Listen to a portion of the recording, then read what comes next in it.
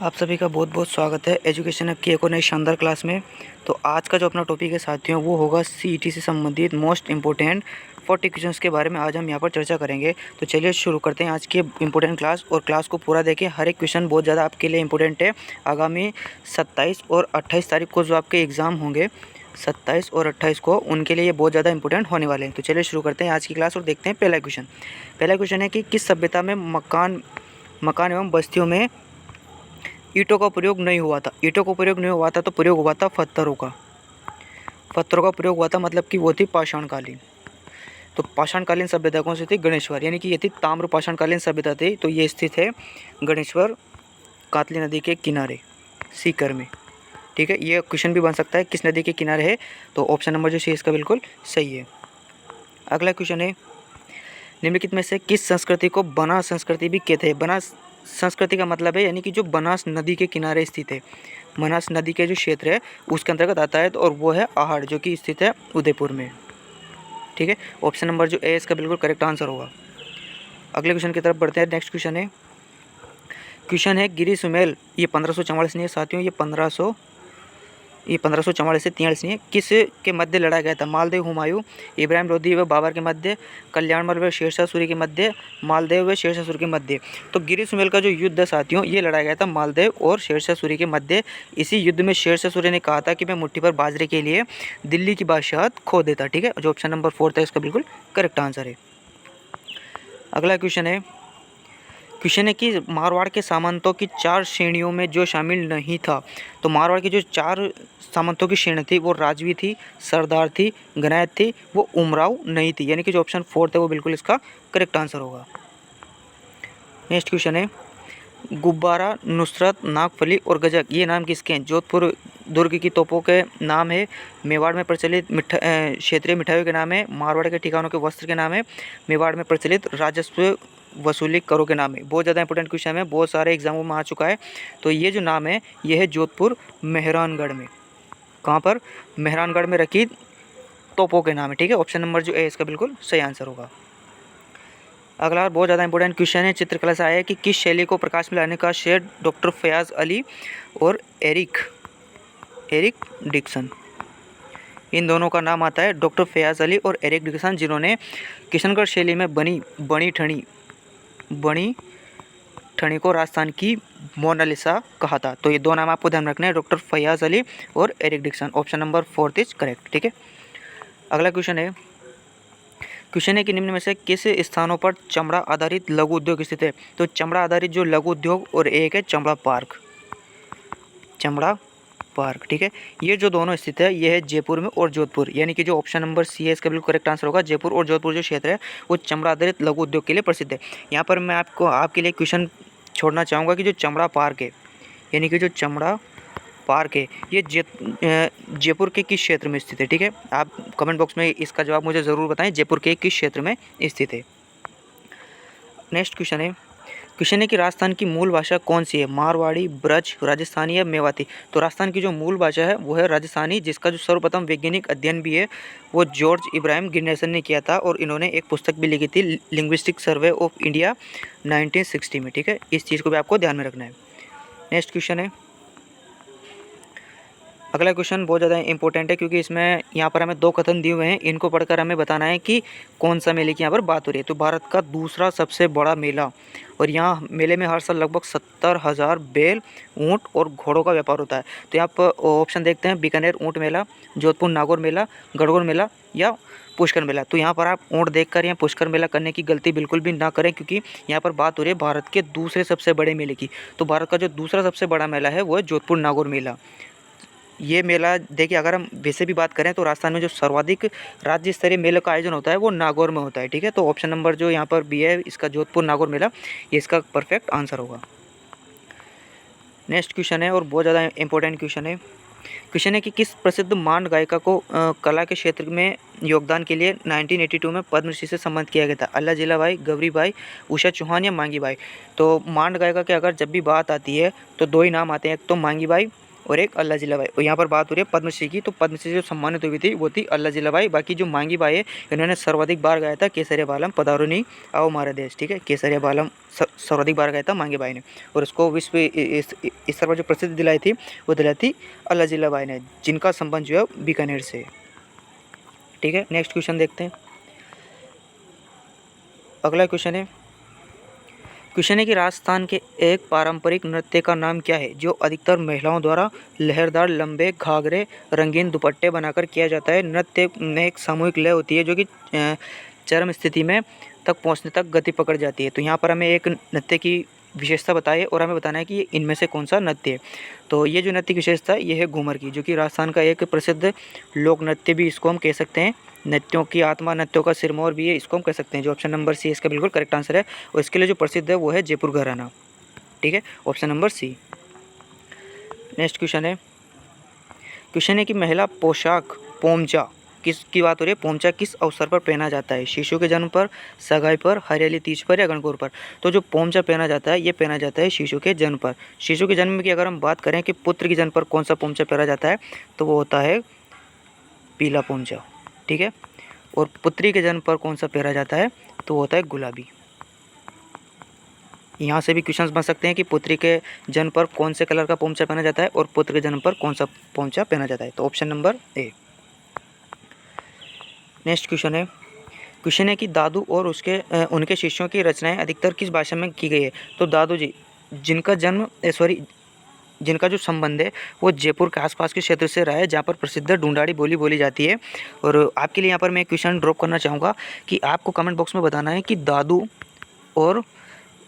यहाँ पर आपको बताना है कि जो दादू जी है, संत दादू दयाल जी, उन्होंने किस मुग़ल सम्राट से मुलाकात की थी।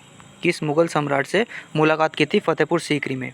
मैं इतनी जगह और बता देता हूँ आपको। फतेहपुर सीकरी में 1565 में किस मुग़ल सम्राट ने इनसे मुलाकात की थी। 1565 पे इनका विवाह हुआ था। तो आपको कमेंट बॉक्स में इसका आंसर बिल्कुल मुझे बताना है। अगला क्वेश्चन है और बहुत ज़्यादा इंपॉर्टेंट है कि जहार पीर के नाम से कौन से लोक देवता जाने जाते हैं। तो जहार पीर, पहले तो ये उपाधि किन्होंने दी थी, तो ये उपाधि दी थी महमूद गजनवी ने। महमूद गजनवी ने उपाधि दी थी, और किनको दी थी, गोगा जी को। ऑप्शन नंबर जो 4 है इसका बिल्कुल करेक्ट आंसर है। नेक्स्ट क्वेश्चन है भरतपुर शहर की स्थापना किसने की थी। एक तो भरतपुर शहर की और एक भरतपुर में स्थित लोहागढ़। इसका निर्माण किसने करवाया था, तो वो करवाया था महाराजा सूरजमल ने। कब करवाया था, 1733 में। तो 2-3 चीज़ें आपको याद रखनी है। 1733 में लोहागढ़ और भरतपुर शहर की जो स्थापना है वो महाराजा सूरजमल जी द्वारा की गई थी। नेक्स्ट क्वेश्चन है मई 1947 को कालीबाई अपने अध्यापक को मुक्त कराने के दौरान पुलिस की गोलियों द्वारा भून दी गई थी। वह वीरबाला किस जिले की थी। उदयपुर, डूंगरपुर, बांसवाड़ा और जैसलमेर। तो बात है 1947 मई की, जहाँ पर हुई थी एक रास्तापाल की घटना, जहाँ पर कालीबाई नाम की एक लड़की अपने अध्यापक को मुक्त करने के चक्कर में गोलियों द्वारा भून दी गई थी। तो वो थी डूंगरपुर की। ऑप्शन नंबर जो बी है इसका बिल्कुल करेक्ट आंसर है डूंगरपुर। अगला क्वेश्चन है कि भील क्षेत्र में बाऊजी के नाम से जाने जाते हैं। तो बाऊजी के नाम से जाने जाते हैं और भील क्षेत्र में, तो वो है ये है मोतीलाल तेजावत, जिन्हें एक ही आंदोलन का प्रणेता भी कहते हैं। एक ही आंदोलन इन्होंने चलाया था, इसी के कारण इन्हें भील जाति में बाऊजी के नाम से भी जानते हैं। बाकी जो भोगीलाल पंड्या है इन्हें कहते हैं राजस्थान का गांधी, जिनका जो संबंध है वो सिरोही क्षेत्र से, ठीक है। ऑप्शन नंबर जो बी है मोतीलाल पंड्या इसका बिल्कुल करेक्ट आंसर होगा, मोतीलाल तेजावत। अगला क्वेश्चन आया है एकीकरण से संबंधित कि सुनील टप्पा जो मंदसौर जिले का भाग था राजस्थान के में विलय हुआ था। तो बात करें हम राजस्थान के एकीकरण की, तो राजस्थान के एकीकरण का 7वां चरण 1 नवंबर 1956। इस दिन राजस्थान में 1956 को 3-4 चीज़ों का विलय हुआ था।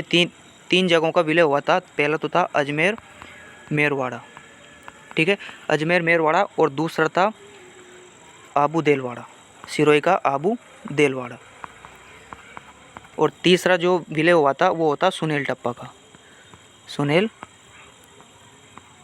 टप्पा। और ये विलय हुआ था, मैंने आपको पहले बताया था 7वें चरण में, और राजस्थान में जो एकीकरण का 7वां चरण हुआ था वो सबसे अंतिम चरण था 1 नवंबर 1956 को। ऑप्शन नंबर ए इसका बिल्कुल सही आंसर है।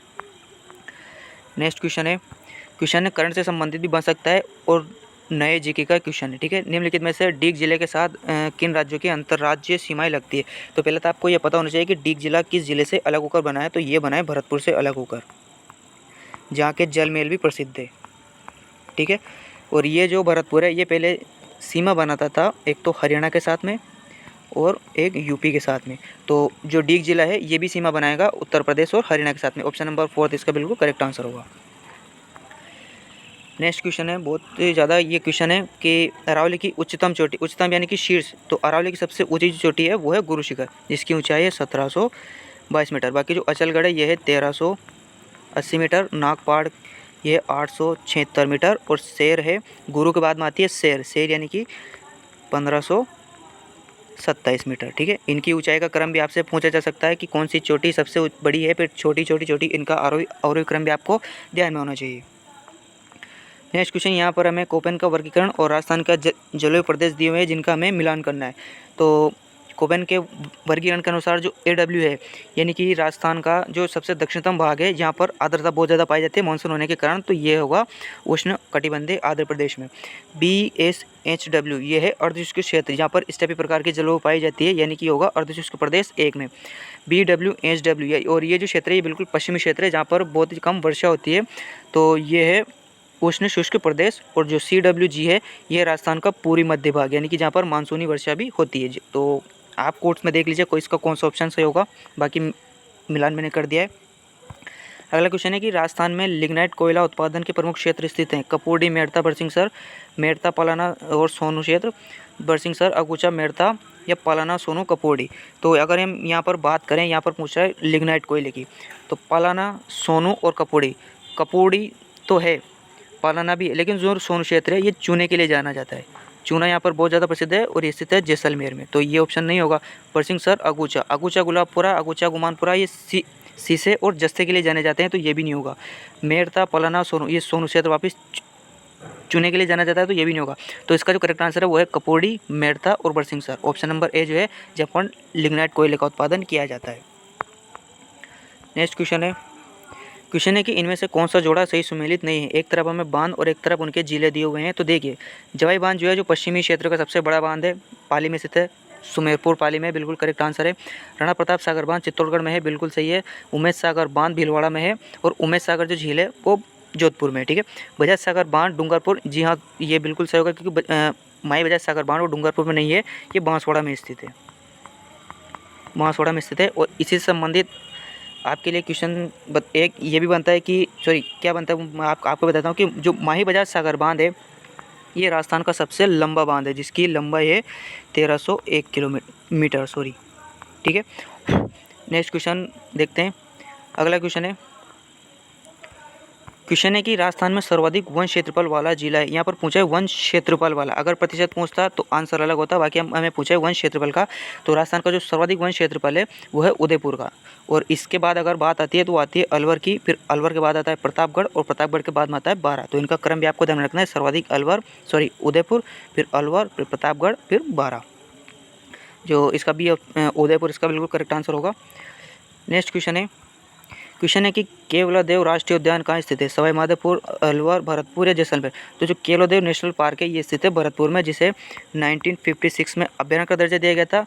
1981 में इसे नेशनल पार्क, राष्ट्रीय उद्यान और यूनेस्को ने विश्व धरोहर सूची में भी शामिल किया था, आर्द्रभूमि में शामिल किया था, और 85 में यूनेस्को विश्व धरोहर में इसे शामिल कर लिया गया था।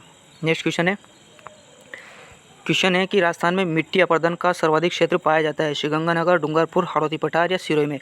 तो राजस्थान में जो मिट्टी अपर्दन का जो सर्वाधिक क्षेत्र है ये पाया जाता है हाड़ौती के पठार में। ऑप्शन नंबर जो ये हाड़ौती का पठार है ये बिल्कुल इसका करेक्ट आंसर है। अगला और आज का अंतिम क्वेश्चन है, अंतिम तो इसके बाद और भी, ठीक है। देखते हैं क्वेश्चन है कि जो राष्ट्रीय खाद्य सुरक्षा मिशन का में केंद्रीयांश एवं राज्य अंश का वित्त पोषण अनुपात कितना है। तो यह है 60-40, और इसकी जो शुरुआत हुई थी वो हुई थी 2007-8 में गेहूं प्लस बाजरे पे, ठीक है। जो ऑप्शन नंबर 60-40 है इसका बिल्कुल करेक्ट आंसर होगा। अगला क्वेश्चन है कि 2011 की जनगणना के अनुसार राजस्थान में ये है राजस्थान में बाल लिंगानुपात है। राजस्थान में बाल लिंगानुपात कितना है? तो राजस्थान का जो बाल लिंगानुपात है वो है 1888 और राजस्थान में जो सर्वाधिक बाल लिंगानुपात की बात करें तो वो है बांसवाड़ा में, ठीक है। और न्यूनतम जो है वो है झुंझुनू। ऑप्शन नंबर जो है इसका बिल्कुल करेक्ट आंसर होगा। नेक्स्ट क्वेश्चन है, सीताबाड़ी में किस जनजाति से संबंधित मेला लगता है? गरासिया, सहरिया, भील मीणा या कैलबेलिया? तो सीताबाड़ी जहाँ पर राजस्थान का प्रसिद्ध मेला लगता है और यहाँ पर स्थित जो जनजाति है और ये स्थित है बारा में, और बारा में जो जनजाति पाई जाती है वो है सहरिया, जो कि कार्तिक पूर्णिमा को यहाँ पर मेला भरता है, ठीक है। ऑप्शन नंबर जो सहरिया है ये इसका बिल्कुल करेक्ट आंसर होगा। अगला क्वेश्चन है कि राजस्थान में परमाणु ऊर्जा परियोजना कहाँ पर स्थित है? रावत भाटा, जाजपुर, बरसिंहसर, प्लाना? तो राजस्थान में परमाणु ऊर्जा अभी तक फिलहाल एक ही जगह पर है, वो है रावत भाटा चित्तौड़गढ़ में। और दूसरी परियोजना जो प्रस्तावित है आपको बतानी है कमेंट बॉक्स में कि वो कहाँ पर है, कौन से ज़िले में अभी प्रस्तावित है। अगला और शानदार क्वेश्चन है कि राजस्थान में कितने यूनेस्को विश्व धरोहर स्थल वर्ल्ड हेरिटेज साइट्स स्थित है? तो विश्व धरोहर स्थल की बात करूँ तो 6 तो किले हैं। आम गाजर चीकू आपने अच्छे से पढ़ रखे होंगे। 6 तो स्थल है, एक केवला देवी घना पक्षी विहार है और एक जंतर मंतर है और एक जयपुर का परकोटा है। तो 6, 7, 8, 9, ठीक है। ऑप्शन में मिस्टेक होगी, 8 नहीं है ये 9 है, तो जो इसका आंसर होगा वो होगा ऑप्शन 9, ठीक है। यहाँ पर आप मिस्टेक कर लीजिए, थोड़ी मिस टाइप हो चुकी है। 9 इसका बिल्कुल करेक्ट आंसर है साथियों, ठीक है। अगला क्वेश्चन है और आज का अंतिम क्वेश्चन और बहुत ज़्यादा इंपॉर्टेंट है कि राजस्थान में किस वर्ष राज्य सड़क नीति, ये देश का प्रथम राज्य है राजस्थान जो सड़क नीति जिसने घोषित करी थी, और वो करी थी 1994 में। ये इसका बिल्कुल करेक्ट आंसर होगा। तो आप मुझे कमेंट बॉक्स में बताएं कि आपके कितने क्वेश्चन सही हुए हैं और जो भी क्वेश्चन मैंने पूछे उनके जवाब ज़रूर दें, ठीक है। तब तक मिलते हैं आपसे अगली क्लास में। धन्यवाद।